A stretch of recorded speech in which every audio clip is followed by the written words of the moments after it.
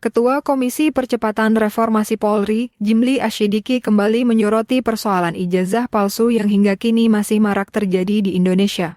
Menurutnya, persoalan ini bukan hal baru, melainkan telah ia lihat langsung saat menjabat sebagai Ketua Mahkamah Konstitusi. Fenomena ijazah palsu, kata Jimli, sudah berlangsung lama dan menunjukkan lemahnya sistem verifikasi dokumen pendidikan di Indonesia. Jimli menjelaskan bahwa selama dirinya memimpin MK, banyak perselisihan politik yang bermuara pada temuan penggunaan ijazah palsu. Kasus-kasus tersebut masuk ke ranah sengketa hukum dan sering kali menyeret nama para politisi yang menggunakan dokumen pendidikan palsu untuk kepentingan pencalonan atau meraih jabatan publik tertentu. Ia menegaskan bahwa ijazah palsu kini kerap dijadikan alat untuk menjatuhkan lawan politik. Jimli mengingatkan bahwa persoalan ini adalah masalah serius yang perlu segera dibenahi oleh pemerintah dan seluruh institusi pendidikan. Ijazah ini mudah dipakai untuk alat persaingan politik, ujarnya. Jadi selama 1 bulan ini kami berharap mendapat masukan, ya, dan karena di HP kami masing-masing itu banyak sekali masukan. Nah, jadi kami bikin WA sendiri, WA sekretariat, untuk tebel-tebelnya kan bisa dikirim sekarang baik melalui email ataupun melalui WA. Ya. Nanti silahkan ditanya sekretariat ya. Aman, tapi ya? Nomor HP-nya 0813. Nah, coba dicatat dong. 0813 179 7771. Ya, 0813 17 97 771. Nah, kami mengundang masyarakat luas yang mau berpartisipasi dalam memberi masukan, silakan kirim melalui WA atau email. Nah, email sekretariat reformasi kepolisian gmail.com. Nah, nanti bisa di-share oleh sekretariat. Nah, saudara, hari ini kami mengadakan sekali lagi pertemuan pendapat umum dengan beberapa ormas, ya, salah satunya YouTuber, pepabri, banyak tokoh-tokoh. Cuman Pak Sunarko yang tidak hadir, tapi yang lain jenderal-jenderal hadir, dan juga YouTuber, tokoh terkenal Refli Harun dan kawan-kawan. Masing-masing ini mengajukan surat permohonan untuk audiensi. Nah, salah satunya dari Refli Harun dan kawan-kawan. Ya, dia ada surat. Nah, atas dasar surat permohonan itulah kami gabung dalam satu forum ini untuk mengadakan rapat dengar pendapat. Ya kan? Nah, tapi khusus untuk Pak Refli dan kawan-kawan, nama yang datang tadi ternyata tidak sama dengan daftar surat yang diajukan kepada kami, dan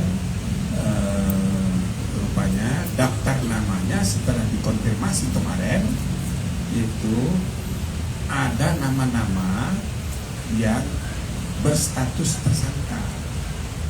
Nah, maka tadi malam kami mengadakan pertemuan rapat kilat gitu, Zoom, bagaimana kita tidak menerima yang statusnya tersangka, begitu. Supaya apa? Supaya kita fair. Ini adalah lembaga resmi bertemu di TV.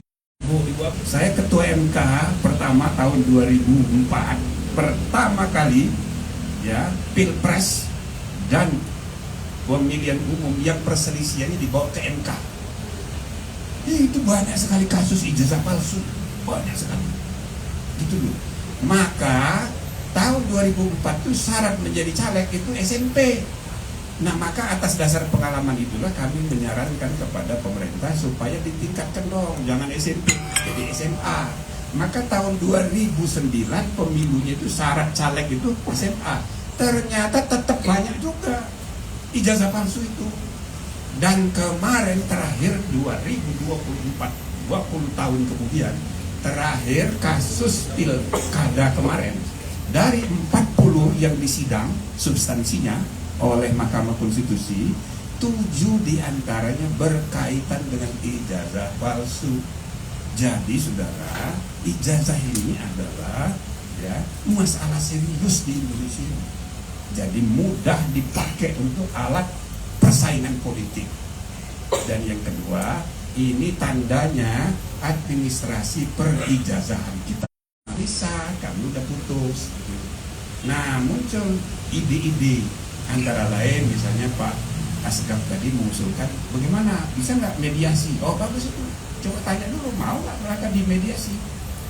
Ya kan, baik pihak Jokowi dan keluarga maupun pihak siapa namanya Roy Suryo dan kawan-kawan, mau nggak mediasi? Nah, jadi status tersangkanya tetap, ya kan? Tapi dimediasi dulu.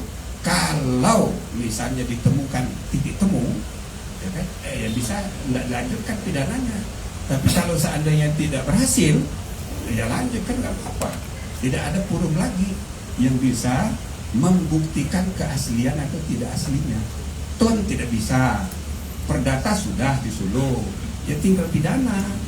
Nah, kalau mau, ya penal, mediasi penal namanya, sesuai dengan filsafat KUHP dan KUHP yang kemarin disahkan, yaitu restoratif justice. Tapi syaratnya, Rismond dan kawan-kawan harus bersedia dengan segala konsekuensinya. Kalau terbukti sah atau terbukti tidak sah, itu masing-masing harus ada risiko. Nah, gitulah kira-kira. Tapi silahkan mereka bahas. Ya intinya apa yang tadi kami sudah selesaikan hari ini bagian dari ya mengundang aspirasi, mendengarkan aspirasi masyarakat luas untuk perbaikan. Ya, kita tidak terpaku pada kasus-kasus. Kalau ada kasus, ya kita tampung. Salah satu kasus tadi anaknya ibu itu tadi itu dia kerja di kan sekretariat ASEAN, dia bukan aktivis tapi dia ikut demo, lalu dia ikut di medsos waktu tanggal bulan Agustus, dia ditangkap sampai sekarang belum keluar. Nah, dia mengeluhkan itu. Nah, itu nanti akan kita bicarakan dengan Pak Kapolri. Jadi bisa kasus-kasus begitu, tapi ya kan itu urusan internal kepolisian, nanti kita beri rekomendasi. Jadi intinya saudara, kami tidak menolak membicarakan kasus ya ijazah palsu. Cuma itu kita bicarakan untuk mencari solusi. Tetapi orang yang sudah tersangka harus dimaklumi, kita nggak bisa terima. Ya, ini soal etika. Oke, cukup.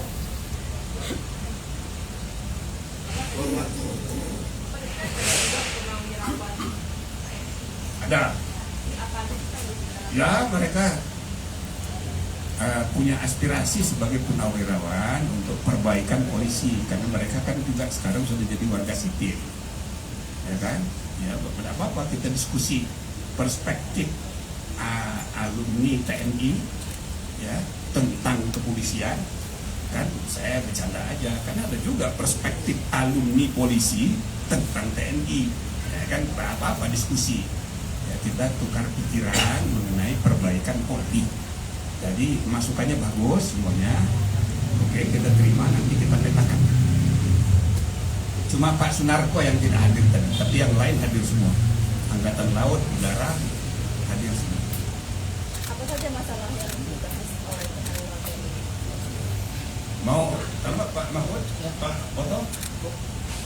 Banyak, nanti bisa kan bukan jadi tanya sendiri tadi, kan sudah tadi kan? Belum. Oh masa? Nah, jadi mereka memberi masukan tentang reformasi, ya kan, baik struktur maupun kultur. Nah, termasuk tadi misalnya soal dia ingin pokoknya jangan kayak TNI gitu, polisi itu jangan kayak TNI, itulah kira-kira, karena dia kan para purnawirawan TNI.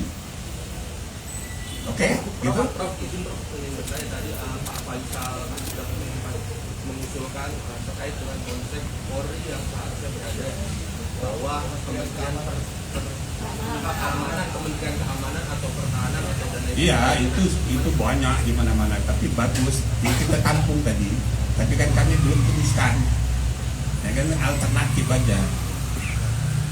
Alternatif begini begitu kan, supaya kalau TNI ya kan sering dibilang kok TNI di bawah Kementerian Kemhan, Polri kok langsung di bawah Presiden. Nah ini ada kata-kata di bawah, itu keliru. Itu yang menyesatkan, baik di lingkungan TNI maupun di lingkungan Polri salah menggunakan kata di bawah. Bedakan antara subordinasi dengan koordinasi. Semua lembaga itu di bawah Presiden. TNI itu bukan bawahan Menteri Pertahanan. Panglima TNI itu adalah ya langsung di bawah Panglima tertinggi. Nah, tapi dia berkoordinasi dengan Kemhan dalam urusan apa? Misalnya anggaran, misalnya urusan rekrutmen, misalnya gitu-gitu ya. Nah, polisi dulu ya kan, karena pemisahan dari TNI memang tidak ada, karena di konstitusi kan ada Kementerian Pertahanan, polisi kan tidak ada, maka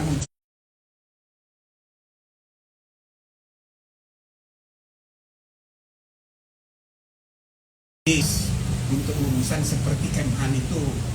Jadi rekrutmen di DPR nggak perlu persetujuan DPR, langsung Presiden, tapi yang mengusulkan Kompolnas.